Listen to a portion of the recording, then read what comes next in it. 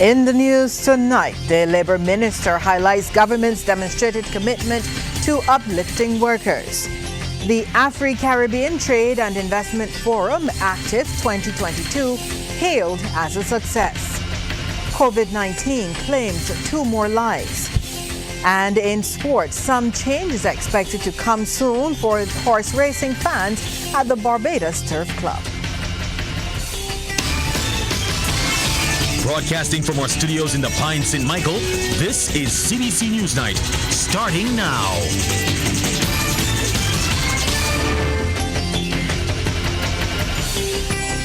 Very good evening to you. I'm Lisa Broom. Thank you so much for tuning in. In our top story tonight, government continues to demonstrate its commitment to uplifting workers in Barbados. The suggestion from Minister of Labour, Social Security and the Third Sector, Colin Jordan, as he listed a number of initiatives by the current administration to fulfill that objective. He was speaking during a Barbados Labour Party St. Michael's South branch meeting at the Graydon Sealy Secondary School. It is now with the people who actually write the laws, the Chief Parliamentary Council's office. That is their protection for trade unions to make sure that they're recognized once they pass whatever they need to do. We also have approved by Cabinet with the Chief Parliamentary Council's office the protection of an act to amend the Protection of Wages Act to indicate how you are to be paid and to make sure that people don't rip you off after you've worked for them. There's something called the Employment Rights Tribunal where cases are heard. We've speeded up how those cases are heard. Also addressing the meeting was Minister of People Empowerment and Elder Affairs and MP for St. Michael's South, Kirk Humphrey. He suggested the Barbados Labour Party remains a popular political institution, even with young people. I decided last week or a week before that, for the sake of the party in St. Michael's South, and I know my young people aren't really too much into this thing, but I asked that a few people would come forward and join the party, and in a week, we had 40 people sign up, 40 new young members. So y'all could stand, please, and be acknowledged. Some of y'all who are here, look at some here, somebody get a picture of this, to take a good shot of this. These are young people who signed up to join this Labour Party. Thank you all so much. And we got 40 people to sign up in a week. Minister Humphrey adds that residents of Beccles Hill have been querying the proposed future plans for the area and its impact on them. He intends to have a discussion on what Barbados needs to do in terms of social development. You see the world different when you're a minister, you know what I mean, Colin? You see it differently because you're responsible for it. And so I now concern myself with every disabled person, every older person, every poor person in Barbados, people who are challenged in other ways, whether it is ill health from communicable or non-communicable diseases and so on. It's a big mandate, you know, and so I think what we need to do is to start having conversations with people. Next week, we're going to do a setup in the Bayland and then bring it to Britain-Sil. Fresh off Barbados hosting the Afri-Caribbean Trade and Investment Forum, Active 2022, the island's ambassador to CARICOM, David Comichong, says the inaugural event exceeded all expectations. He says visiting delegates were not only impressed, but he now expects results from the forum. Africa Export-Import Bank has indicated that it will be allocating $700 million in a facility to facilitate trade between Africa and the Caribbean. A Caribbean Export-Import Bank will be established in the Caribbean, and I hope it will be established in Barbados to facilitate trade and investment between Africa and the Caribbean. The direct flight between Africa and the Caribbean is coming. Mr. Kamashong, as the non-resident High Commissioner to CARICOM countries, with the exception of Haiti, is to present his credentials to the Belizean Governor General. He shared on the Conversations on CARICOM segment of CBC TV8's Morning Barbados his mission in the Central American state. Over the last 2 years, Barbadians would have heard a lot about Barbados's developing bilateral relations with Guyana and with Suriname. But we are determined, I am determined, that we must not only be looking to the south of the Caribbean, but we must be looking north as well. So 2 weeks ago, I was in Jamaica, and we are working on a bilateral program between Barbados and Jamaica, and the establishment of a joint commission for cooperation between those two countries, and similarly with Belize. Two people, a 65-year-old man and a 70-year-old woman, succumbed to COVID-19 today, Monday, September 5th. Their deaths have brought the number of casualties from the virus to 546. Minister of Health and Wellness Ian Gooding-Edgell has extended his condolences to their families and friends. Meantime, a total of 59 new COVID-19 cases, 27 males and 32 females, were recorded from the 298 tests conducted yesterday, September 4th, by laboratories across the island. Of the positive people, 12 were under the age of 18 and 47 were 18 years and older. There were 60 people in isolation facilities, while 731 were in home isolation. Now, under the National Vaccination Program for COVID-19, the total number of people with at least one dose is 163,346. The total number of fully vaccinated people is 154,436. Government remains committed to addressing the needs of the most vulnerable in society. The reassurance came from Parliamentary Secretary in the Ministry of People Empowerment and Elder Affairs and Member of Parliament for the City, Corey Lane. He recently visited resident Wendy Lashley at her home after her concerns about not receiving timely assistance with the housing solution were highlighted in another section of the media. The MP and Ms. Lashley discussed a number of issues as they recalled his earlier pledge to help her in her time of need. Now, while the resident acknowledged that Mr. Lane and his constituency office have been in contact, the MP believes more can be done to assist the elderly in Barbados. When I think about what you're going through, in terms of the bills, we got a welfare department should be able to give you some assistance. We got a National Disabilities Unit should be able to give you some assistance. We got a National Assistance Board that should be able to give you some assistance. And I am confident that they will be able to step up and give you and others like you even more assistance and timely assistance. This morning we were able to speak to the Prime Minister, correct? Right. Yeah. And I need people to understand the whole slogan, "Make Cares," is not a slogan. It is a reality, because she already said, look, we need to look at the policies within the ministry, Minister Humphrey and myself, and be able to recommend to Cabinet the changes that need to occur to ensure that people like yourself get faster and more efficient responses and services. Ms. Lashley expressed gratitude after the visit and particularly welcomed the response from the MP and Prime Minister Mia Amor-Motley. Corey, I'm thankful to see you come and reach out to me, and I'm glad to see you come, and I feel much better to see that you come and talk with me. And Prime Minister Mia Motley, I thank for hearing her this morning and reach out to me too and explain to me what I got to do to get she and you to do what for me. And I'm going all out to get them and get them in your hands to work for me. And thank you and the Prime Minister. Coming up on Newsnight, the UE K-Phil principal says the campus has not been the same over the past 2 years. New students of the University of the West Indies have been welcomed to the K-Phil campus for the first in-person matriculation ceremony since 2019.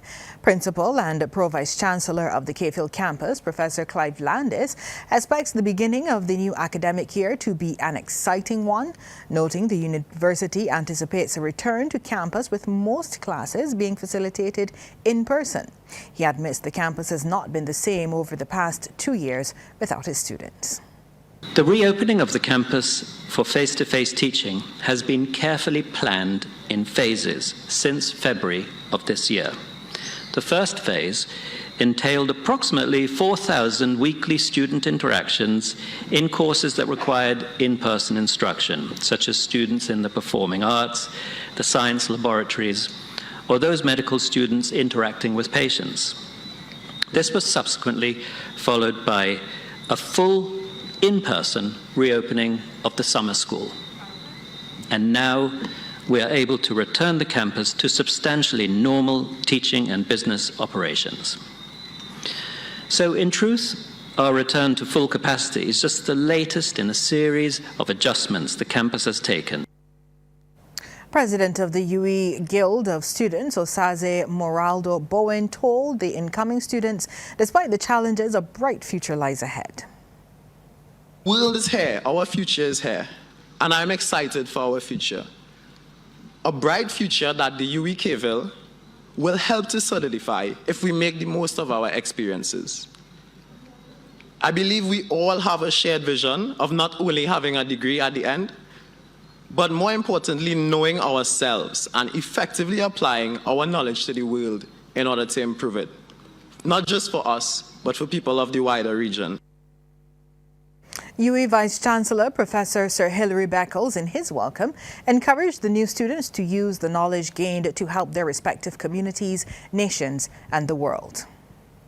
The way you do this is to identify the big issues that are facing the world today. We know what they are, and you will discover a way in which you can prioritize those within your own consciousness. Issues around climate change, food security, issues that are relevant to public health and pandemic management, issues such as crime and violence and the security of citizens. These are the big issues that are facing the world today. And as students, we urge you to participate in these conversations. It's been just days since Jehovah's Witnesses in Barbados, like their counterparts worldwide, resumed their trademark door-to-door ministry. They resumed the practice on September 1st after a lengthy pause due to the COVID-19 pandemic. As he welcomes people to join in faith, national spokesman Robert Hendricks says their message is about drawing closer to the Creator. He was a guest on CBC TV 8's Morning Barbados. It's not simply trying to get converts. You don't gain a brother without first allowing them to have an intimate relationship with the Creator. And so being able to study about God, being able to study about His purpose, being able to understand really how the Bible benefits me right now, today, with my family, with my job, with my neighbors, that's what we're offering. And of course, we don't have a monopoly on it. It's all in the Bible. The thing is that the Bible was never meant to be a book that simply was on your shelf and not used. The return of door-to-door ministry also coincides with the Jehovah's Witnesses global campaign to distribute a new interactive Bible study. It is clear that learning has changed, students have changed, and students of the Bible have changed. And so we can't just take this very complicated book that many feel is not relevant to our time and simply teach it the way we always did. And so we've moved to a much more interactive platform. You can get this interactive platform digitally, Enjoy Life Forever on JW Library or jw.org, and you'll see that it's not just words on a page and questions. It's interactive. It's of course illustrations, photos, video experiences, dramatizations, not only of modern day but also of ancient times, to help people visualize what they're reading.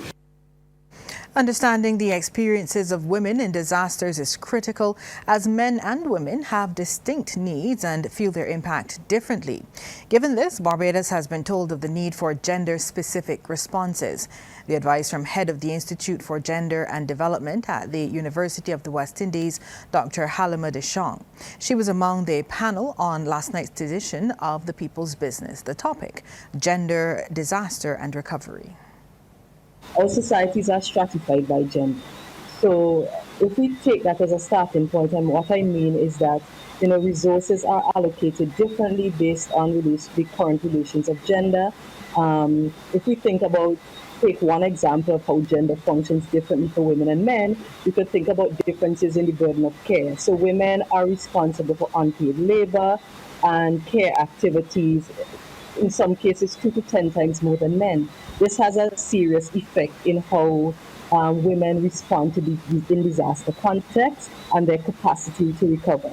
And oftentimes you could think about the ways in which a lot of the shelter managers, those providing healthcare responses, tend to be women, and the effects that may have on their own households. Lecturer in social work in the Department of Governance, Sociology and Social Work, Dr. Deborah Joseph, has conducted research on gender and disaster. And she says for women in the study, it was difficult as many banded together to support each other. Maria, I have a case study with a female-headed household and 2 children. And then I recently concluded another research in Dominica, the issues affecting women, female-headed households, post-Hurricane Maria, 1 year after and 4 years after. And the issues are dire because the situation 1 year after is nearly the same as 4 years after. Why? Because COVID came and impacted the women's recovery in terms of jobs and investment and being able to take care of their families. Sports time now, so we head over to the sports studio where Sean Green is standing by with the details. Good evening, Sean. Well, good evening to you, Lisa. Well, the action continued in the BFA's Republic Cup and the Women's Soccer League. And tonight we have highlights from the games played at the Brer Hall venue last night, featuring matches in Zone 7 and 8. LNR United celebrated an easy win in their encounter, while both Kickstart teams registered victories. Let's start things off with the ladies. Genesis Kickstart in the blue and Pinelands in the red. Here the Pine tries to create some room to shoot, but the striker not quite balanced and the attempt goes over the top. After a scoreless first half, Kickstart came out with a purposeful approach. Good work by the Pinelands custodian to cover the attack. Kickstart with an opportunity from the corner, and in the midst of the madness between attack and defense from both sides, the keeper once again does well, curling her body around this one to close down the attack. Another corner kick comes in from the left of screen and finds the head of Shantia Padmore beating the leaping keeper, and that goal in the 68th minute was all that was needed by Genesis to complete a 1-0 win over the ladies from the Pine. The second game featured Kickstart men versus Dow's Road in the yellow and black, and Remy Samuel needed just 1.5 minutes again from the header, and the Kickstart stars were shining from early. Their second goal came fresh off the boot of Luke Humphrey, surprising the keeper with this attack from just outside the D, leaving the keeper flat on the turf. And the 2-0 would become 3-0 just 1 minute later when Jelani Green was forced wide on the flank, but he worked the ankle well, blasting it past the keeper, sinking it into the net. A free kick awarded roughly 10 minutes later, taken by Humphrey, bubbles gently to the keeper, who fails to collect, and Akeem James pounces like a tiger. Pivotal left boot finds the mark. 4-0 now to Kickstart. Second half action, and Green, who had already scored in the first and wanted to add another to his account, he did so, slicing through these clueless defenders, and the keeper burying it once more. It's a 5-0 whipping so far. Dying moments with the game all but over, but Daniel Jewett managed to score one for Dells Road after the keeper made a mess of things here. But the final score, Kickstart Stars 5, Dells Road 1. The final game of the triple header saw LNR United up against Chickmount in the maroon and yellow. Dario Blackman with a shot in the 26th and makes good his opportunity to get LNR up and running. Fast forward now to the second half and question, how many attempts do you need to score a goal? The answer, as many as it takes. And this one by Anderson Crawford proved just that, taking LNR up by 2 in the 70th, and their support crew was really behind them. And after scoring a third goal, the final nail in the coffin was delivered via the boot of Rico Pratt, who had already scored that third goal in the 77th. Ellen R. ripping the Chickmore lads to thread, winning 4-0. Well, a day at the races could soon be a very different experience for local horse racing enthusiasts. Anne-Marie Bailey has the details. If all goes according to plan, the Garrison Savannah Racing Facility could be in for a major facelift. For the first time in the history of the facility, additional betting content could be a reality. This from the Barbados Turf Club's Rosette Pierce, who made the disclosure to CBC during a recent exclusive interview. We want to have a facility where we can offer more than just horse racing.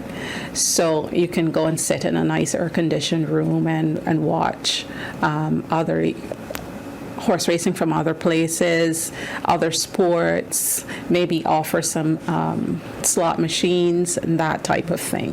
So we want to be a facility that offers way more than we're offering now, and we want to have betting from, we want to have other tracks betting into what we're offering and vice versa. Characterizing the current facility as old and tired, she says a modern experience could be just 2 years away.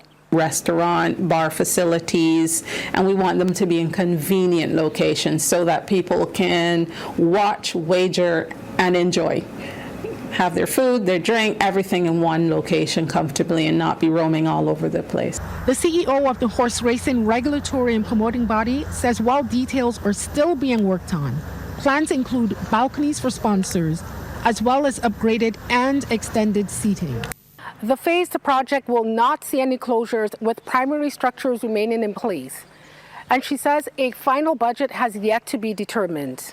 Meanwhile, the BTC boss disclosed other plans are in the works as the sport continues to rebound following a negative time during the COVID pandemic. We will also look at having some days where people don't have to pay. We'll open our gates, welcome them back without, having to pull their pockets, so to speak, let them see what we have to offer, and hopefully, once they're back inside, they'll want to stay inside. If plans materialize, it could secure the Garrison Savannah's position as a premier horse racing venue. Anne-Marie Bailey, CBC Sports. The creative industry in Barbados is tipped to be among the first to benefit from African expertise. Word of this from President of the Afri-Caribbean Bank, Dr. Benedict Orama. He told the Business Report the industry in Barbados is an untapped market and the African experience will be used to move it to the next level. We have created a film financing facility that is doing well in partnership with Netflix.